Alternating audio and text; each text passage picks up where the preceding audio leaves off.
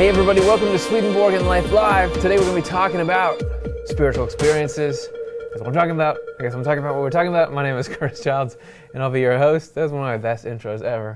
With me as always, Dr. Jonathan Rose. Hey Curtis, I did think that was good. I mean, just if you think about the wordplay. Yes, brilliant. Thanks so much for hanging out with us, and thanks to all of you. Today we're going to be, as I said, going through this most fascinating concept and work of Swedenborg's and everything in between.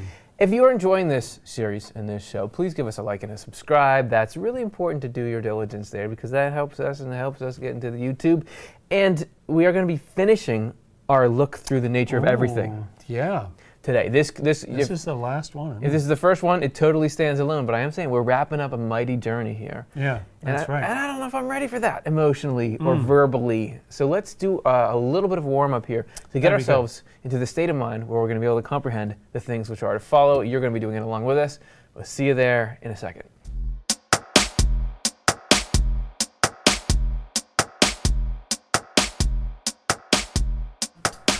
I'm hyped about this question.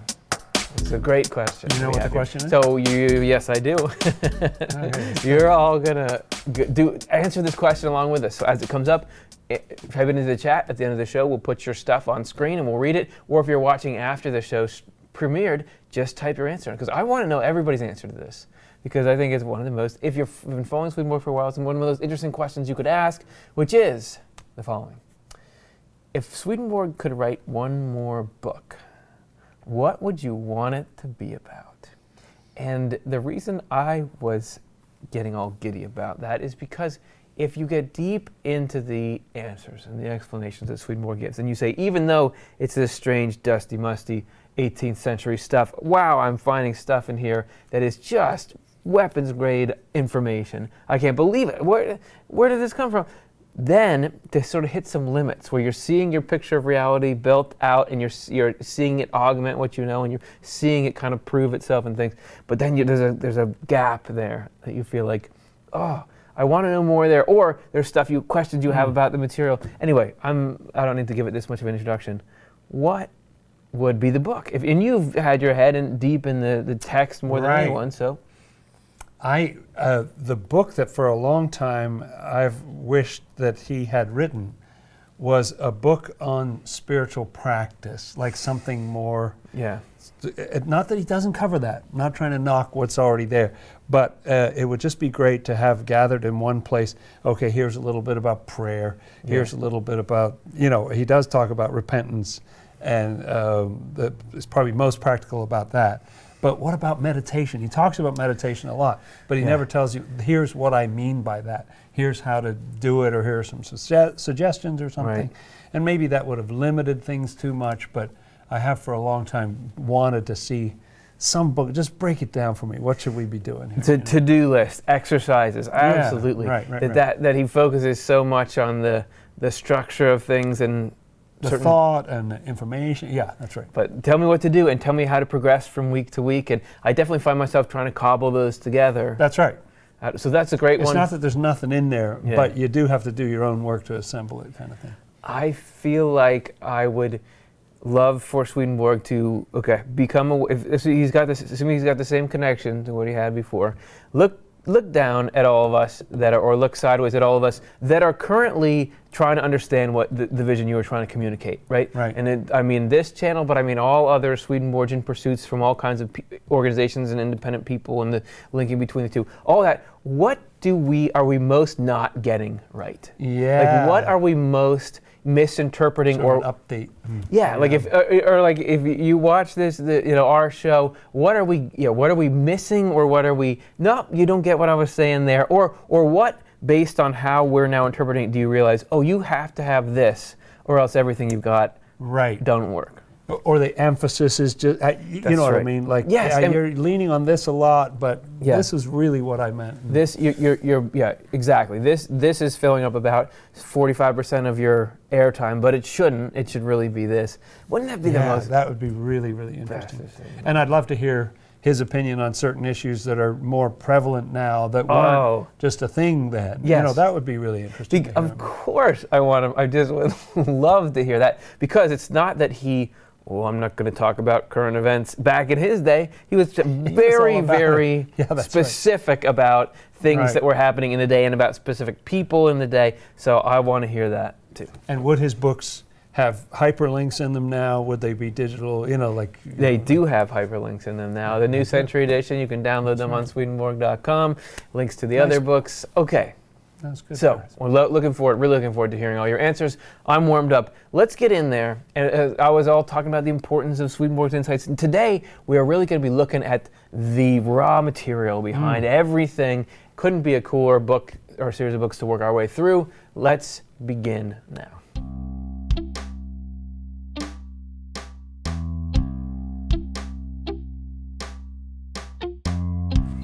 As I said before, this is the end of our series on the nature of everything, because that was sort of the task Swedenborg had set out to complete, and we've done it in the way that we got it from him. So you take each book and how he released it, and even looking at the vehicle by which he chose to deliver the information can give us insight about the information and how to apply and all that. Also serves as a guide for all of you if you want to dip in yourselves. Yeah.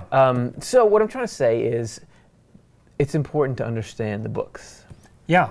So what? That's right. That was the original form in which the information was delivered. Yeah, man. It's good to dip in there. And this book is, dare I say, an outlier even within Swedenborg's world of outlying books. So what are we talking about today? Well, today we're talking about spiritual experiences.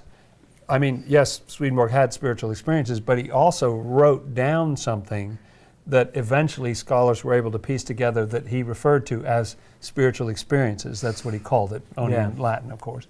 And what's different about this book than any of the other books that we've dealt with in this series for the last 3 months is that this was not, he did not publish this.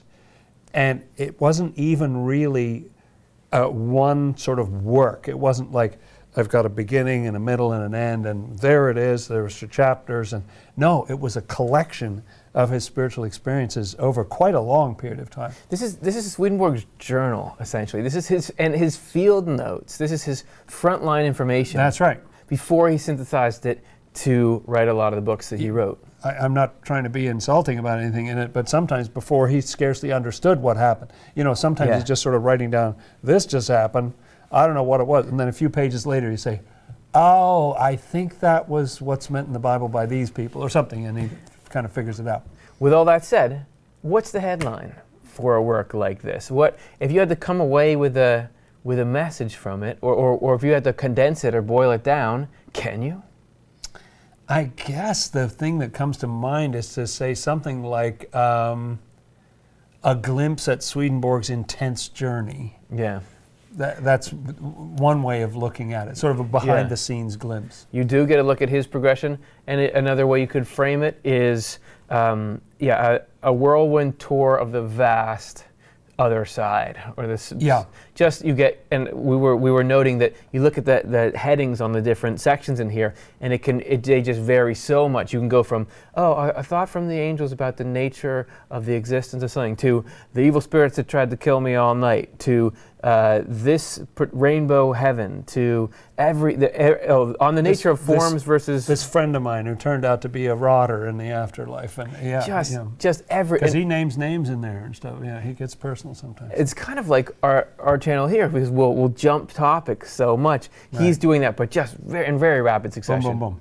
So what's in it? If you were to crack open this book, one thing you would not see is a table of contents, because as we said, no, you wouldn't.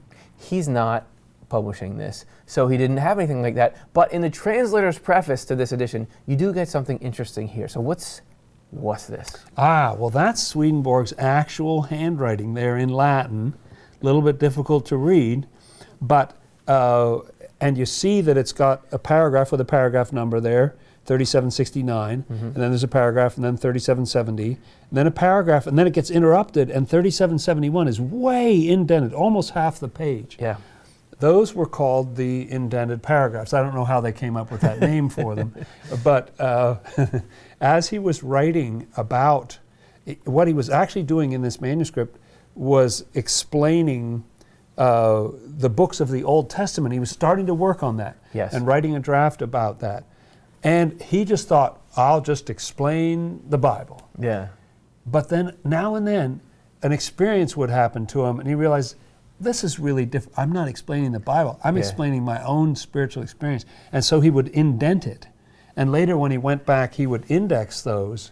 Yeah. And at first he's almost apologetic about them. And then over time, he decides, no, this is a whole book all its own, called Spiritual Experiences. And he pulls all that material, indexes into, and puts it all together into this. So he's much larger book. Basically, I've got to interrupt my usual programming for this spiritual experience that's happening to me, and I got to talk about it. And then, if you look even farther, he did something curious here, which is representative of, he do that a lot, cross it out. This baffled people a lot. And you see, it's crossed out, but 3744 there is not crossed out. And then 3745 is crossed out a number of times. And then 3746, just the first couple of lines are crossed out, but not the rest. And then 3747 down there is crossed out, but not 3748. What's going on? Scholars finally pieced together that these were passages that he copied into Secrets of Heaven. And that when he copied it, he would leave a little mark to himself in the book there to say, got this one. Don't reuse nothing it. To see here, people. You know, like I already copied this one. And so if you wanted to get the second half of that one there, you know, go for it. But this one I already got. There you go. So this is the raw material, as we're saying, that he populated the rest of his stuff with. And that's right. So let's talk about why. Why was he doing this, and when was he doing it? How does this fit into the timeline that we've been building? Gosh, well, you look at our timeline, and there's a summary of all the other shows that we've done about this, where these different things fit in. The only other manuscript work that we did talk about was Apocalypse Explained, or Revelation Explained there. Sure. But, so he starts in 1749 with Secrets of Heaven, ends in 1771 with True Christianity there. So where does spiritual experiences fit in with this? We got another graphic to try to show it, because it's so dramatic. It was over a 20-year period from 1745, way before the first published theological work, and well into the end, you know, stops just like 7 years before he dies. Right. And the first 3 or 4 volumes of Spiritual Experiences is all before Secrets of Heaven. So that early bit there on the graph would be crowded with thoughts. There are 3 volumes just there alone. And then it gets more sparse as you go forward. It's just amazing that this is sort of the background. This is like between the experience and what we get to read in the books. There's this, because this is him cataloging things, writing down, understanding them, and then moving them into final format. That's right. And there was really 2 stages to that, because I think why he wrote this was to try to, like, such crazy things were going on to him. Experiences, I thought I saw this, or actually this person could project their voice, or I don't know where I was. You know, I've got to organize this. I've got to think about this, wrap my head around it. And so he'd write down almost every day, you know, sit down and write down what happened. And then he would go through, so you've got 4 volumes of these spiritual experiences. He indexed all that. And the index is so big that it's 2 volumes, 2 separate volumes, just of index. And a friend of mine said to me recently that he thinks that what was going on there was that when he was indexing, he was organizing all this, because as you say, the entries are kind of random. This comes here and then that, and you'll see certain themes, but you never know what's coming next. Right. But in the index, he's able to pull together all the passages about the Lord, all the passages about angels, about spirits, about the world of spirits. And it's almost like his understanding is, slotting into place. So his index is sometimes clearer, the index entry is clearer and longer than the thing it's indexing. And that's how you get such a huge index. So what kind of stuff is he writing? Let's actually take a look at a couple of entries here. Play a little game we call First and Last. How do you open and close a 20-year work? Are you a different person at the end from the start? So you've got the beginning there. How does he start the whole thing off? Well, and again, he doesn't even think he's starting something when he writes this. That's right. You know, he doesn't even know. Yeah. It's not like when he sits down to write Divine Providence or the Doctrine of Life or something. This is how it starts. He's going along explaining stuff in Genesis 24. And all of a sudden he goes into an indented paragraph because he realizes, well, this is really different than the rest of what I'm writing. And he writes, and he actually puts it in parentheses. Yeah. Like he just sort of, well, I don't want this to be too loud in the text. Yeah. These things were written in the presence of saints who were confessing their iniquity. Now that's really, and first of all, the idea of saints would mean holy people. So he just wants somehow it to be recorded that what he was writing about Genesis, there were these presences in the room with him. Spiritual presences, that's right. And then he says, I was told at the time that they were so completely in the heavens that they were in God's kingdom, praising Jehovah God together. And then he closes the parentheses and he adds one more tagline, whether these words should be inserted will be seen later. He's not even sure. Yeah. Like, is this part of the I was just trying to explain Genesis. I wasn't planning to talk about my own spiritual experience, but like they showed up, I just got to say something about it.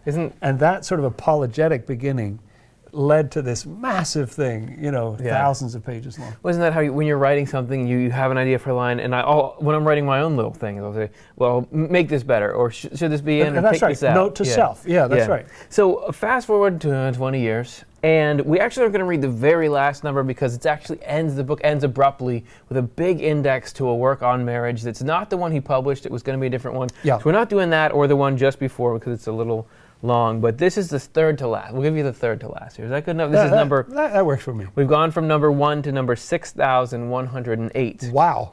And it's entitled About the Two Prophets in Revelation 11. Okay, so there were two witnesses in Revelation 11, and they go through, if I remember correctly, and they go through the experience of seeming to be dead, and they lie in the streets of the holy city for 3.5 days, and then they're resurrected more powerful than ever. People are rejoicing when they're dead, and then when they rise up. So he says this is about those two witnesses in Revelation 11, okay? So here's what he went through. A remarkable change took place in the spiritual world. Those both above and at the side and below me, the spirits, the greater part of whom have faith alone, were gathered together and given the opportunity to flow into my cerebrum. Weird. As a result, so we got spirits flowing into us. And amazing that after 61,000, paragraphs, things are still changing in the spiritual world. That's right. And so we got spirits flowing into a certain part of Swedenborg's brain. As a result, I became such that I could not lift my head. And this went on for 3.5 days. Oh, and just like the two witnesses. And to those who were in the city they called Jerusalem, I seemed as if I were dead in the street. So he seemed like he was one of the two witnesses. And he never visited Jerusalem physically in his life. He's not talking about the physical Jerusalem. A city that people were calling Jerusalem the spiritual in the spiritual world. They looked in and cheered. These people, Swedenborg is dead. But afterwards, this city and all those who were of this belief and faith alone were separated and sent into their own places. So and he doesn't say anything about rising up himself, but he does include that story in Revelation Unveiled, which is also called Apocalypse Revealed. Number 531. He talks about that. So that's very interesting to me that he wrote that in his diary. That right while he was explaining Revelation 11, he had a Revelation 11 experience. And to me, that ties both ends together in a sense, because I think what's going on in this work is that he's trying to understand the Bible, but the Bible's telling him about his spiritual experiences, and his spiritual experiences are telling him more about the Bible. And you kind of see that from both ends here, don't you? Well, let's see a little bit more. Let's go deeper into what do you actually find when you get into the weeds here, as they say. So we're going to go to our section, 3 Bites.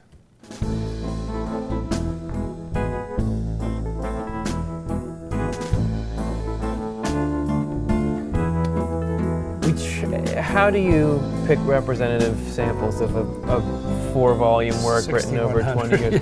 But we did try to touch on some of the major themes of his experiences. And the first one that comes up very powerfully across the sets of volumes is the negative influence of evil spirits on him and on us all, and how he saw this as being just a key part of the experiences we go through. And you see it in the published theological works, but you see it more in this unpublished material. You on spiritual really get experiences. insider information here. And, You do, the yeah. specifics of, okay, when they go left, you go right, just amazing detail. So this is from Spiritual Experiences 264, so near the beginning of the work. There are also spirits who never stop intending harm to truths and goodness, and seek to distort them in ways that are so undetectable to us that if we were told, we would hardly believe it. Ooh, very sneaky spirits. Trying to destroy what's good and true in you or wherever, but flying under the radar. This has surprised me at times when I notice truths and goodness being compromised in this way by spirits. But these spirits conceal themselves more than others and are more invisible, so that I was on the verge of believing they were impossible to find. Impossible to find. And this is after already he's able to see spirits in the first place. He still can't see these ones. And he's having enough spiritual experience that he goes, I don't think they'll ever find them. Yeah. They're invisible. Still, they were found. Oh, so he was wrong. And some of them were punished and cast out with a punishment that matched their criminal attempts. 1747, the 23rd day of November. He That's kinda dates cool. them. You see, like this is happened at a time in the world. Yeah, So that's right. a little He's bit in of his learning experience. and what you get in there when you start to dig into the really detailed, raw spiritual experiences is you get insight, that goodness and truth are something that can be attacked, and that there could be spirits that are working on that. Yeah. That it opens up ways of thinking about things that you never have before. Right. And he's going through that while you see him writing about right. it. Like he's learning. You're right there in the front of the train, Yeah. And okay. he also talks in very positive ways as well about our potential conscious connection with heaven and how connected heaven is to itself, kind of thing. And so let's look at Spiritual Experiences 722.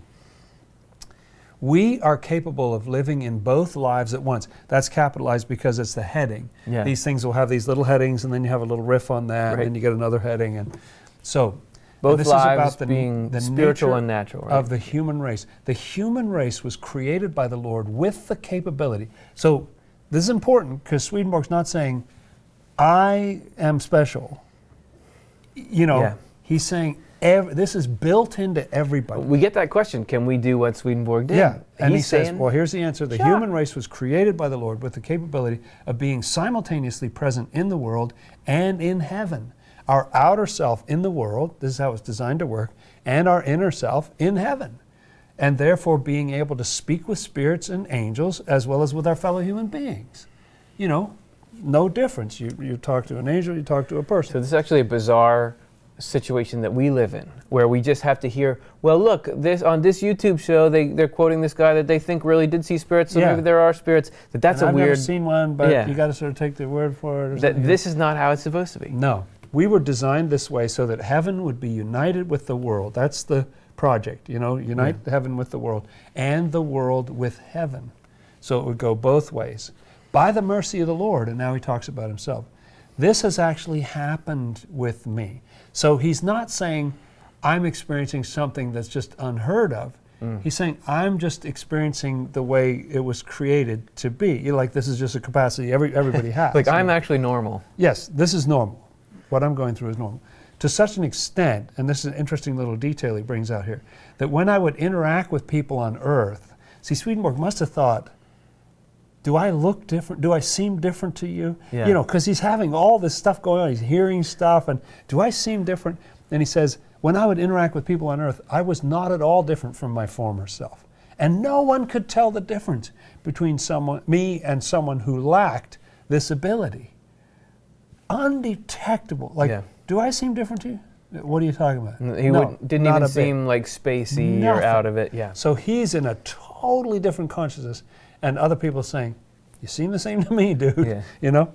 But when I was with spirits, I was then in some ways separated from my body, and yet at the same time also still joined to it. He's sort of wrestling to find language to wrap around this. Because my spiritual self was with spirits, in fact, so much so, that when I wanted to write something like, quote unquote, the other life, because here he is on earth wanting to write about heaven. So he wants to just world, say the other life, which is what he often uses for talking about the afterlife or the spiritual world. I could hardly tell that it was the other life. He's so there that it doesn't seem distant to him at all. Look at this at the end. The life after death. And the spirits wanted me to write in this life because I was with them. Yeah. He was in the afterlife. So hilarious. it's actually hard to write in the other life as if I'm not there already. Because they're like, why are you hanging on to this earth thing? So we're here. This is Come this on, life. man. This is not the other life. Yeah, what are you talking about? They don't get the nature of the project. So fascinating insight there, and you see, that not he's describing the conditions under which he would write the books that we end up reading, and then we want to go a little farther because we want to look at this potential of heaven, and that in the Journal of Spiritual Experiences, you will find a unique idea in Swedenborg on every page. It's so packed with stuff that never gets repeated. This stuff that doesn't even, I think the point we're about to read, I'm not sure is repeated in the published works. I think it's just a little gem that you get in there. And I don't know if before we pulled this out, as you were saying, spiritual experiences is really forgettable, meaning you can learn amazing things, but there's so much of it you just forget that you read it and then you reread it. You're mind-boggling. I don't remember ever having known this concept before we read this. So this is SE 46070. I spoke with those who are in the third heaven, and I was granted to understand them, at least in part because there was an angel with me at the time. So he had like a translator or something? Yeah, an intermediary, a translator. In that heaven, okay, sit down everyone when you're hearing this. All the angels are acquainted with each other. So in the third heaven. They all know where everyone is from and what they are like. So that's probably because there's only 6 people in that heaven. In that universal heaven then, even though there are hundreds of millions of angels there, still they are all known by every individual there. They know from their perception what people are like and what their particular form of goodness, wisdom, and intelligence is, and if they care to, they know what province in the human body that corresponds to. They appeared to me in a flaming and very great brightness. They looked like infants, these really social babies. They were high up in the area toward the front. There was a kind of cloud that opened and they appeared. So in the third heaven, essentially everybody's famous, but nobody's famous. Nobody can say, "Oh, who are you? Where are you from?" They're like, "Jonathan, hey, we know all about you." And I haven't been out to the west, so I don't know what that's like. No, they know the whole thing. They know everybody. Yeah. Not only by name, but by their quality, by, if they want to, by what part of the body they correspond to, the whole thing. That's just an astonishing idea. You know, what do we know? Like really social people might have like 5,000 acquaintances or something. Yeah.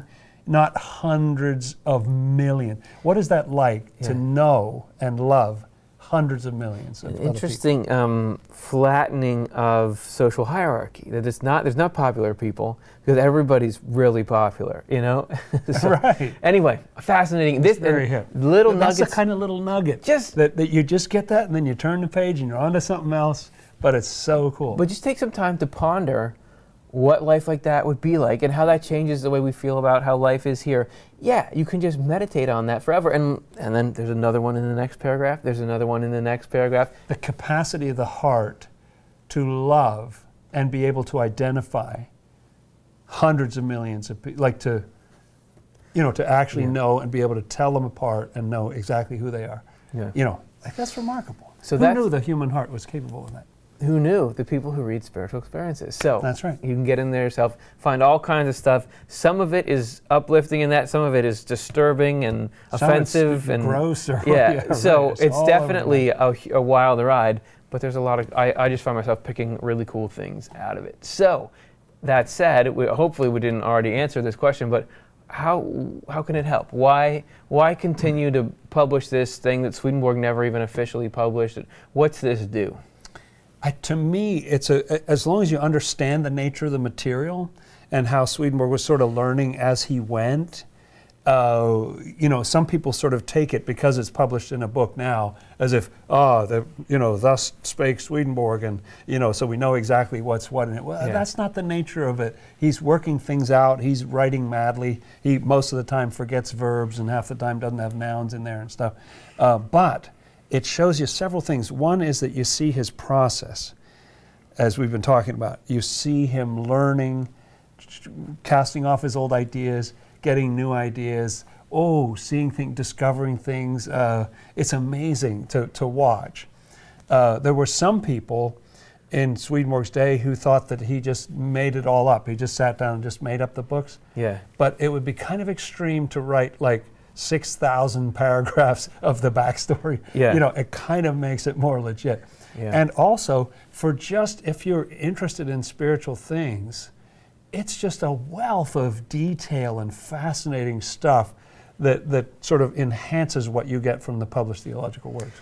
I think that most often when people have had their own spiritual experiences of kinds, they will resonate with the spiritual experiences recording because he gives such particular detail there. Yes. That they're able to pick out. I had that this, was blue, or Right. yeah, they were wearing brown. Like I had this puzzling thing happen to me, but this, he gives it context. So there's a use in it there. But anyone who's dealing with a mind, and if you take Swedenborg's view of the spiritual world and take him at his word that it influences the way you think and feel, and you start to look for the crazy stuff he describes there, it in a very subtle way in your own thinking patterns and things, to me, that's worth gold. It's worth its weight in gold there. So that's cool. And so that's it. We got to the end of our tour through all of the books of Swedenborg. That's great. Great job, everyone. I know some of you at home are furiously mad right now because you're saying, what about... There's 5 books you didn't cover. What about the short works of 1758? I know. Man, the 1758 fans are so brutal. mad about that. But that's because it was the right number of episodes. But also, we did cover all of those. We had a show about all of them called Check that out. How God Reaches Us is our annual meeting This show. might soothe. Where we go into the nature of each one of those books, and hopefully we can placate that crowd. It's been fun going on the journey, and I want to hear, how do you like this part of it? How do you like the whole thing? Let's get into some live Q&A right now.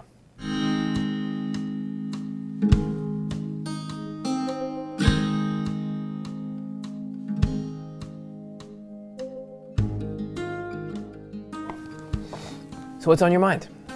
What questions do you have as we surf through the nature of everything, as we looked into Swedenborg's spiritual experiences? What does that bring up for you? I'd love to know. Let's see what's happening in the chat right now.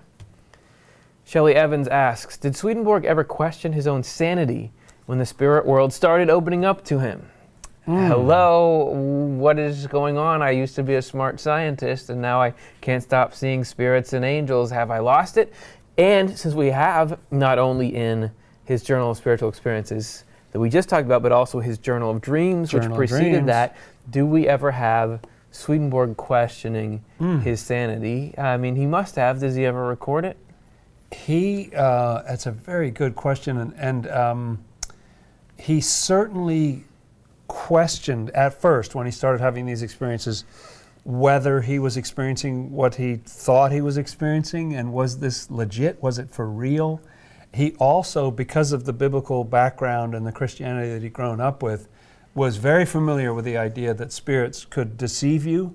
So I think he thought he was having experiences, but maybe he was being deceived. Yeah. You know, when he thought he saw Jesus, like maybe it wasn't, maybe it was an evil spirit, or it was fooling him.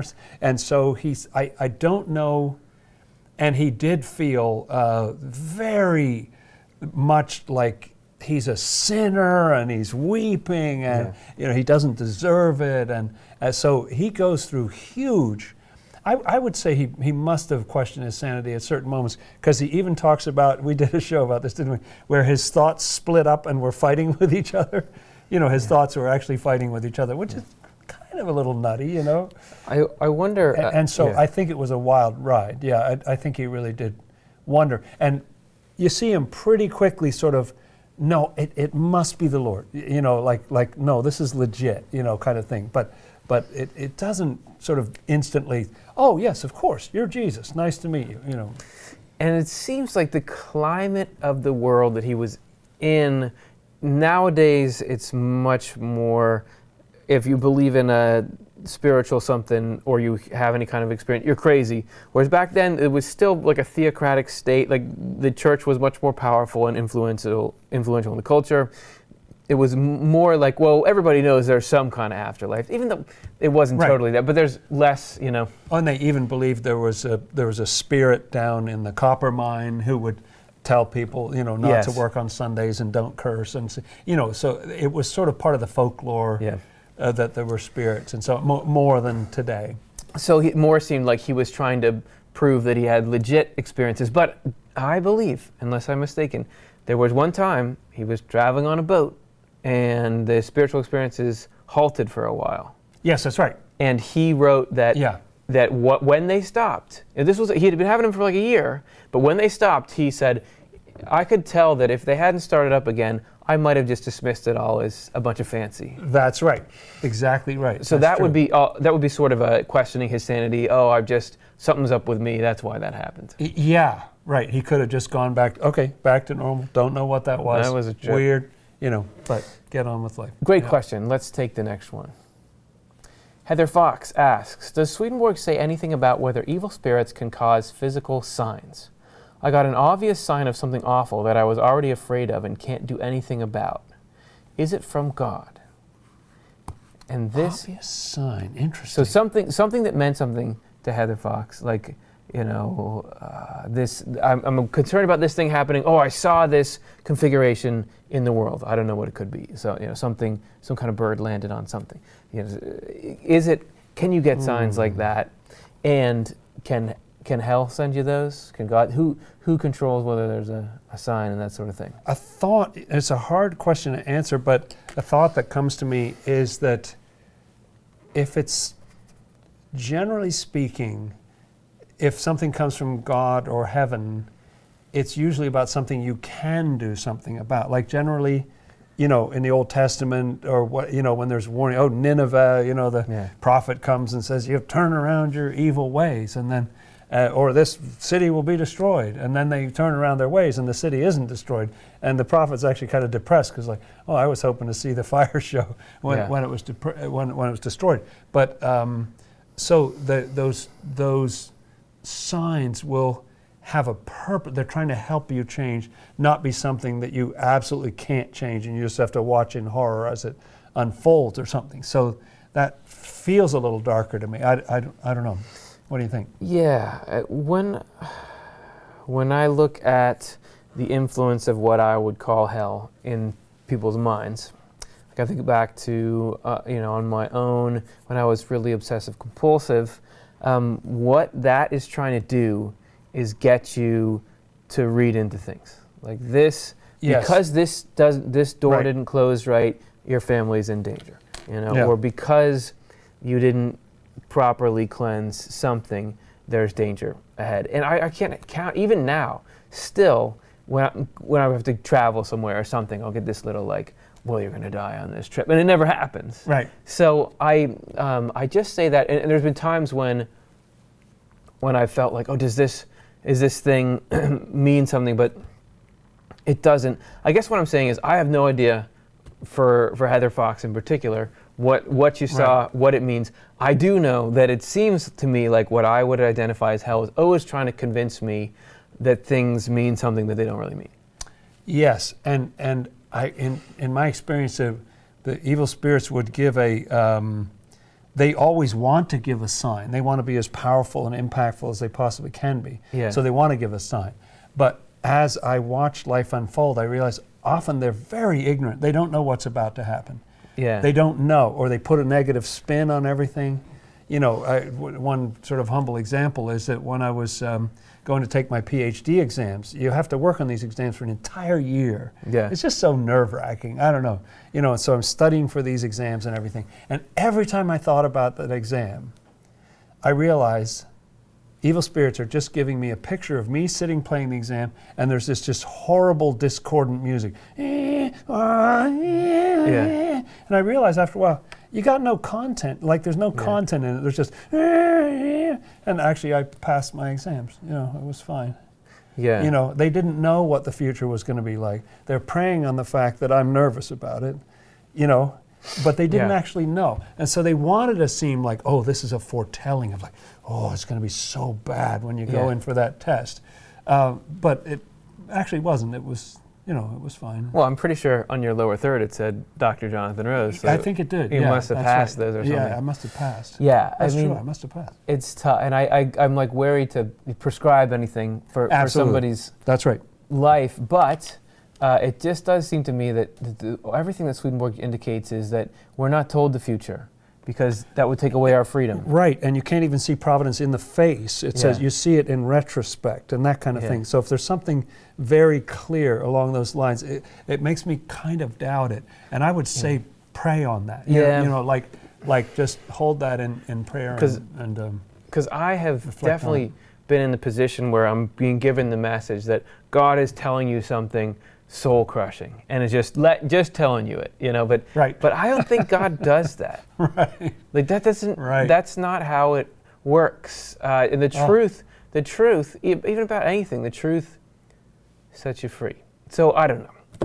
Yeah, and freedom is very big to the Lord. That's I know that. I don't know anything else. But okay, before we take our final.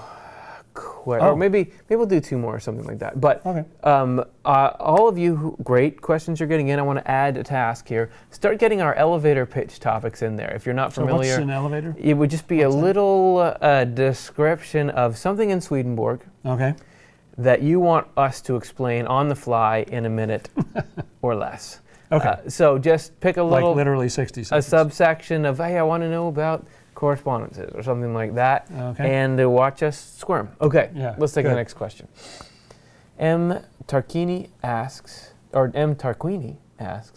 I'd like to know about the symbolism of trees. Well, let me tell you a story. Back when this channel was first made in 2011, the very first video. In your early youth. In my early youth, I reached out of my crib, and the very first video on this channel was called How Do You Know God's Not in a Tree? That's true. And the reason I made that video is because I just had researched, I started looking at YouTube as a potential medium for spreading Swedenborg ideas, and I noticed there was this huge amount of energy around arguing about the existence of God. And I thought, wow, okay, I'll use that as kind of a springboard into trying to get Swedenborg's ideas some attention on YouTube. And in that video, we made the point that by the end of it, spoiler alert, that the tree is an image of a human mind, a human development. That this is just like you could see a symbol in a dream. The stuff around you is giving you the details of how life works, and that a tree, in all it is, can be a symbol for use, so your development into knowledge, and then wisdom, and then finally into use in the fruit. So there's definitely, that's one symbolism he gives. Yeah, I think that's the main one. And there was a saying around in his day that faith leads to good works as a tree bears fruit. And Swedenborg says the problem with your analogy is faith does not correspond to a tree. Like, those are not the same thing. Yeah. You're the tree. Trees are people. And you can see this in the Bible. You remember that healing where the person was born blind? Yeah. And then the Lord puts the mud on his eyes. And then when he first opens his eyes, he sees people as trees walking. It's a little clue as to the inner meaning, I think. And then the next time he washes, then they sort of turn into people.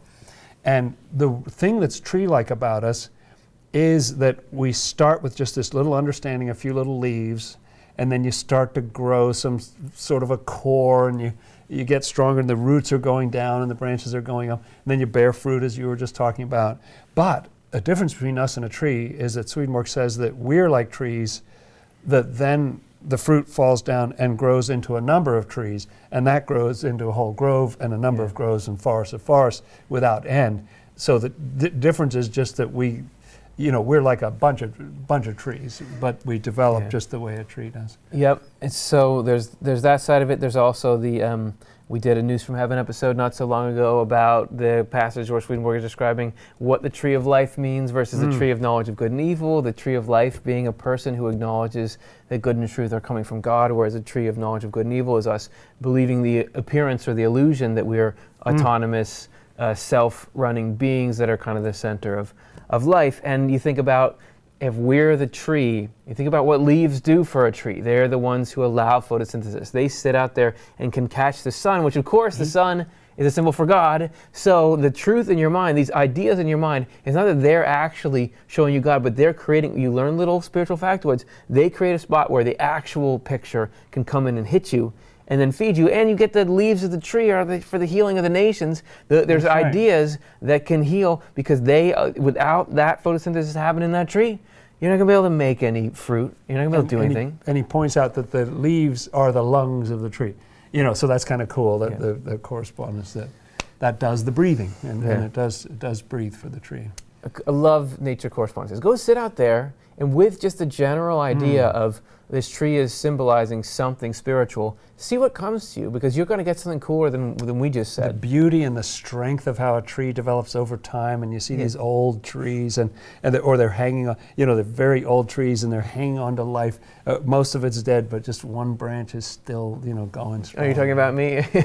No, it's more myself. Let's do one more here. We'll do one more at the very end. Deborah Rule asks, what should we read to learn all about the correspondences? Hey, that would be a book that Swedenborg could write. There's the book. Yeah, that's right. Just lay out, just go through all kinds of correspondences in sequence, fill us in on ones you didn't before, because it depends on, I'll just give a quick start. Which correspondences do you mean? If you're talking about the correspondences in the text of the Bible, read Secrets of Heaven or Apocalypse Revealed or Apocalypse Explained. That's right. What else? What else can we read?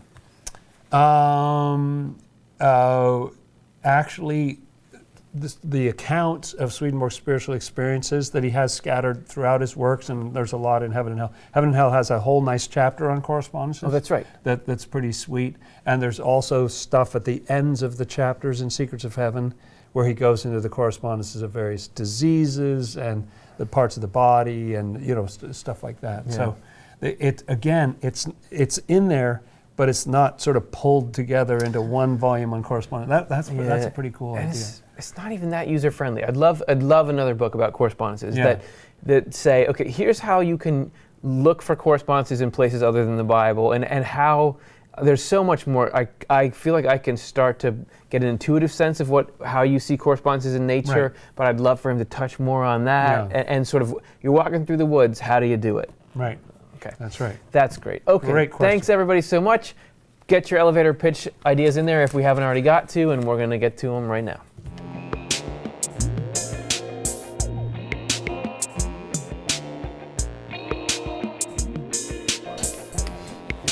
That's right. It's time to see if we've really got what it takes to hack it in the to ride in an elevator. Ultra competitive world of Swedenborg explanation. So the game is played like this. We are both pretending we stepped onto an elevator and are asked and meet someone who wants to know something about Swedenborg, and we have to make a very quick elevator pitch. Because it may well be that you come into a situation sometime where somebody asks you something Swedenborgian and you want to be able to explain it, but also if this is true, if this stuff is true and good, you should be able to explain it succinctly. Yeah, theoretically, yeah. So what we're going to do is, topics we haven't seen yet from you, we'll each have a minute to not just explain what they are, but why it matters to this other person. So sight unseen. To decide who goes first, we're going to flip a coin. We decide that whoever wins the toss goes first. That's right. Okay, so you call it in the air? Okay, I'll call it. Okay. Tails? Heads. Okay, you go first. That means I'm first. Okay, all right. So let's see what my topic is. What do you mean last judgment? Okay, ready.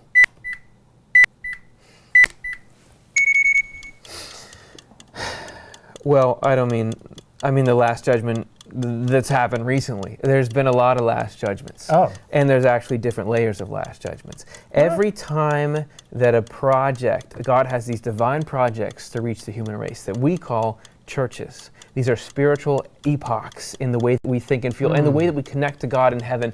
Over time, though, those start to lose altitude. They become corrupt. They actually start to reverse what was leading people, and you see this in religions, what was leading people to goodness and truth and heaven and love actually starts to pull them away from it. It becomes a spiral, and then that has to get all taken out. The judgment is just we're going to expose what's going on. We're going to move everyone where they need to be. That happened successively in churches. The most recent one was in 1757, but also you're going to have one. I'm going to have one. At the end of our life, we're going to get sorted out in our own little way, just like the churches in the world do. And it's good because it's going to free us, hopefully, of everything that's been dragging us down.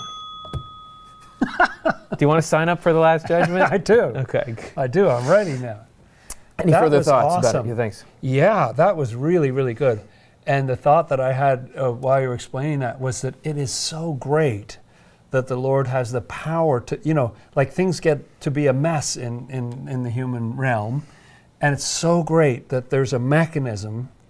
Yeah, I know it's going to be a mess, and here's how we deal with it. In the last judgment. And we fear that, and we think, oh no, and but it's actually, no, that's great. Sort it all out. Figure out what's really true, what isn't, and get it straight. Spring cleaning is a last judgment. Yeah, that's right. When we finally decide, okay, I've got to fold this laundry. It's gotten tall enough that it's got to happen. That's the last judgment. And every time I go through, I can't help it. I think about the last judgment. When you're blowing leaves in the driveway, or when you're just sorting through stuff and throwing things out, or whatever. It sort of gets into your consciousness. That's right. It is a universal process. Okay. Thanks so much. Let's see. It's your turn. Okay. Let's see what our next topic is. All right. Explain the fall of man. Why did Providence pick you to explain the fall of man? Okay, so Can't understand. I've just stepped onto an elevator and I say to Dr. Jonathan Rose, hey, aren't you the Swedenborg guy? What's this whole fall of man thing? And he's going to have 60 seconds. So let's count it down. Okay, you probably know that idea that there was a fall, there was a lapse back at the beginning of time and all that stuff. There used to be a golden age. It's not just the Bible, but many different traditions talk about a golden age when things were really good. It was easy to work with the land, and people were at peace, and there was no fighting, and you didn't need governments and stuff like that. And then the human race fell. So how could that be? Did God design the human race in such a way that we were just going to crash and burn after a while? It couldn't last that long. No, that was a human choice. And it's kind of interesting the way Swedenborg describes it, that it was a choice where, first of all, they were like, thank you, God, this is so beautiful. All this stuff is raining in, and I just want a room of my own, And the only room that was left for us is like the bad room. The fall was a result of people wanting their own lives. But it's not irreversible. We can get back to that state of loving God and doing it even more wisely than before. I couldn't even tell the end was going up there. That's great. That's great. So, that you have this this event, which is the Swedenborg's description of it is quite different than traditional Christianity, which would talk about the fall of Adam they ate the apple. They really blew it with that fruit. Episode. But you're talking about it's more like this is us getting what we want, and that only, but it's something that you can climb back up from, and it's just interesting to think about that it's not that we're all punished for somebody else's actions back in the day. It's just that we have this heredity that kind of cascades, but each one of us can reverse that fall. That's right. And if you could afford a place on the 88th floor, I could have explained to you as well that we're going to, Swedenborg hints that the whole human race is going to kind of go back to a better state in time. It takes a million individual, countless individual transformations. But yes, the whole thing can go in a good direction too. Well, no, I can't do the 88th floor. I'm actually just going to the 21st to clean out my office because I was fired. But thank you. That's great. No, I'll ride down with you. That. Maybe I can talk to you on the way down. Well, I'm going to need some kind of support here. So there you go. That's what it's like for us when we get into elevators. That's right. And hopefully for you, that was entertaining. We really appreciate those concepts. Now we get to hear from you because we get to hear what was your response. What book do you want to see from Swedenborg? So let's do our ice melter.